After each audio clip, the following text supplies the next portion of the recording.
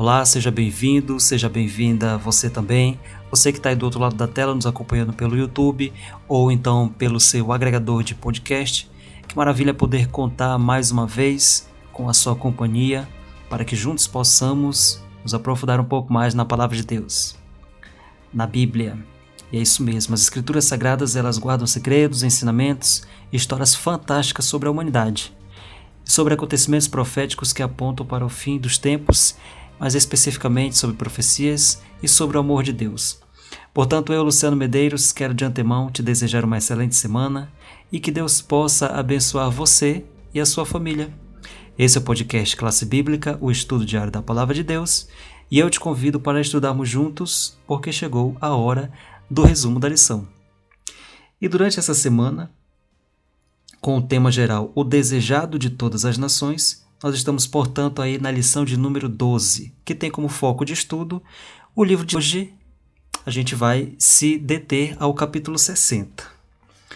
E aí, nesse gênero profético, o gênero que nós estamos estudando e finalizando aí, portanto, essa lição, que seria o livro de Isaías, a gente encontra uma revelação divina. E essa revelação ela não é apenas sobre como os oráculos se relacionam com a época do profeta, mas também sobre como esses oráculos se relacionam com a época além do contexto imediato em que são transmitidos. Em geral, o cumprimento da profecia ela está distante do contexto temporal e do ministério profético do mensageiro de Deus. No caso de Isaías 60, se a gente fazer uma leitura aprofundada, vai ser essa a visão que nós teremos. E aí a mensagem ela é dada no contexto da futura restauração de Judá, do exílio em Babilônia, logo após aí os 70 anos, que foram preditos também pelo profeta Jeremias. No entanto, a mensagem também tem uma aplicação futura ao evento glorioso, da restauração dos remidos no fim dos tempos. Isaías 60 é tão interessante que ela também vai representar uma das mensagens mais otimistas do livro que o profeta nos transmite. E essa lição explora os primeiros versos desse capítulo e alguns versos de Isaías 61 também. Com toda certeza você já deve ter lido, deve ter estudado, e agora a gente vai nos aprofundar um pouco a respeito dessa ideia. E aí os principais tópicos explorados nesse estudo são os seguintes. O primeiro, dispõe-te, resplandece. O segundo, o brilho da cidade. E o terceiro, o ungido. No primeiro, dispõe-te, resplandece, no original hebraico, a primeira frase do capítulo inclui dois verbos femininos no imperativo, levantar e resplandecer. A frase pressupõe uma referência a Jerusalém e a sua futura restauração. Existem algumas referências relacionadas a levantar-se no capítulo anterior, mas nesse caso a expressão ela é usada em uma descrição caótica da queda de Judá. E aí é isso que a gente vai observar no capítulo 60. E a expressão ela está junto ao componente positivo, levante-se, resplandeça. Essa combinação de palavras é o ponto a partir do qual se deduzem algumas alusões de Isaías à bênção de Arão, que nós encontramos lá no livro de Números, e aí eu vou até deixar a citação, capítulo 6, versículos 24 a 26. Olha só o que está escrito. O Senhor os abençoe e os guarde. O Senhor faça resplandecer o seu rosto sobre vocês e tenha misericórdia de vocês. O Senhor sobre vocês levante o seu rosto e lhe dê a paz. E aí o que é que a gente entende? Que é possível que essa oração tenha influenciado Isaías 60, particularmente a frase, o Senhor faça resplandecer o seu rosto sobre vocês. Fica muito mais fácil agora a gente encontrar uma conexão entre a bênção proferida por Arão, em Números, e Isaías 60, que está no uso da mesma raiz verbal hebraica, que na língua portuguesa a gente vai utilizar, portanto, a palavra brilhar. Em ambos os textos, a gente vai encontrar essa ideia.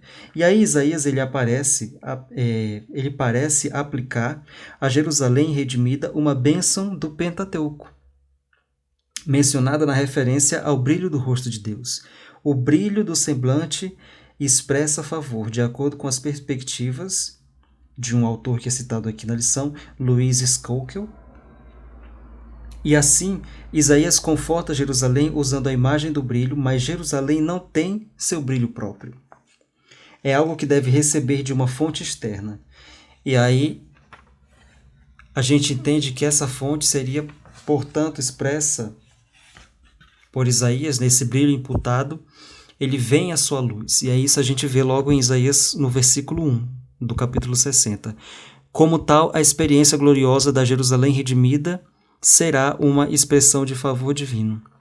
A frase levanta-se, resplandeça, porque já vem a sua luz e a glória do Senhor está raiando sobre você.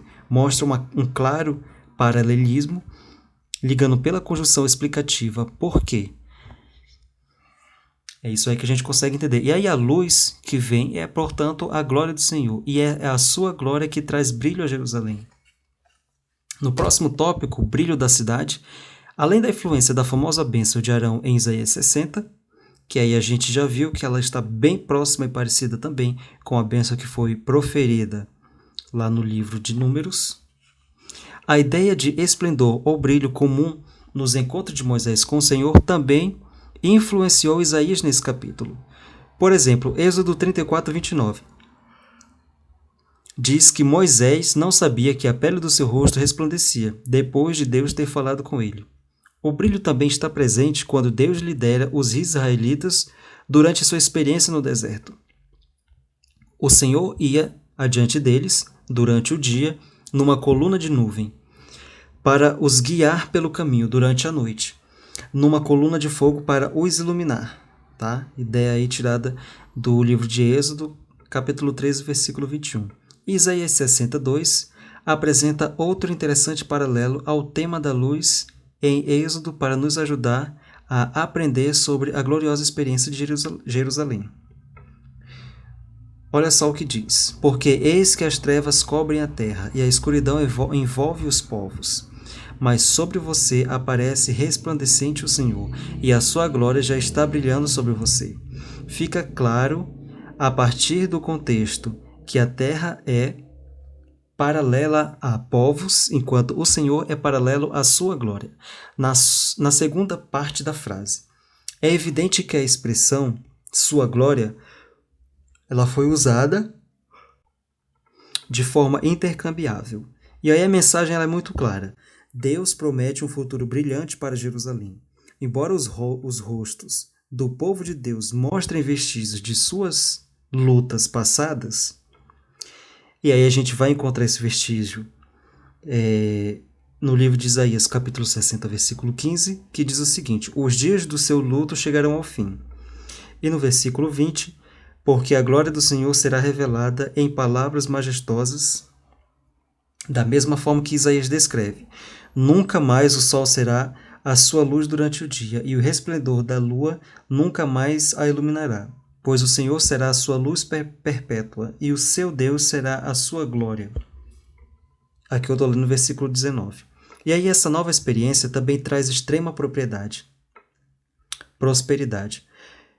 Veja o que diz o versículo 16. Você mamará o leite das nações e se alimentará ao peito dos reis. Essa nova era de prosperidade, ela também inclui uma nova ordem na cidade. E aí Deus diz lá no versículo 17, farei com que a paz seja o inspetor e com que a justiça seja o seu opressor. Versículo 17. Alegria, transcendência e salvação são outras características da gloriosa Jerusalém. É só a gente comparar ali o versículo 5, 9 e 18 do próprio capítulo 60. E todas elas vêm do Senhor. Mais adiante fala que a noite desaparecerá para a cidade abandonada, é o que a gente observa. E aí chegou um novo dia e a chamarão de cidade do Senhor, a Sião do Santo de Israel, assim como é descrito no versículo 14. E aí sobre isso a escritora cristã norte-americana Ellen G. White ela vai comentar o seguinte. Ela fala, levante-se e resplandeça porque já vem a sua luz e a glória do Senhor está raiando sobre você. Que Cristo ele virá com poder e grande glória, virá revestido da sua própria glória e da glória do Pai. E os santos anjos o acompanharão em seu trajeto. Enquanto o mundo todo estará mergulhado em trevas, haverá luz em cada lar dos santos. Eles receberão a primeira luz da sua segunda vinda. A luz imaculada irromperá de seu esplendor, e Cristo, o Redentor, será admirado por todos os que o têm visto. Enquanto os ímpios fugirão, os seguidores de Cristo se alegrarão em sua presença.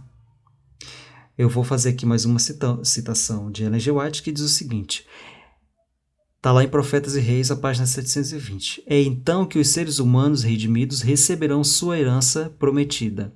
Assim, o plano de Deus para Israel encontrará um cumprimento literal.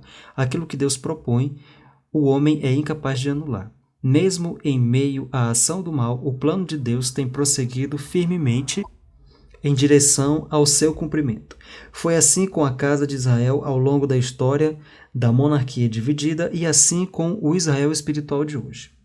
No próximo tópico, ungido, o que nós vamos perceber é que o tema principal que abrange todo o capítulo 61 de Isaías é o próprio Messias, Jesus Cristo, que traz redenção e justiça ao seu povo. Esse capítulo ele pode ser dividido em 3 seções, e aí a gente tem, portanto, a primeira, a profecia do Messias vindouro e a sua missão. Estão bem descritas lá nos versos de 1 a 3. E a segunda, o efeito ou resultado da missão do ungido, descritos nos versos de 4 a 9. E a terceira, hino de exaltação a Deus, versículos 10 e 11. Bom, e aí o ungido, próprio Jesus Cristo, ele é um tema recorrente na Bíblia. E, no caso, ungir alguém significa separá-lo para um ofício ou missão particular. E aí um grande exemplo a ser dado seria Arão, porque Arão ele foi ungido por Moisés para ser um sumo sacerdote. Saul e Davi também, que foram ungidos por Samuel como reis de Israel. E Cristo, o próprio Cristo, que Cordeiro de Deus, que foi ungido por Deus, Pai, por meio do seu Espírito Santo. E aí, ao ler Isaías 61, 1 e 2, a gente percebe o seguinte, que Jesus ele vai interpretar que ele é ungido. E depois de ler a passagem, o Senhor disse aos ouvintes, hoje se cumpriu as Escrituras que vocês acabaram de ouvir. Que aí, no caso, seria, portanto, um trecho retirado de Lucas, tá? O Evangelho de Jesus Cristo segundo Lucas, capítulo 4, versículo 21.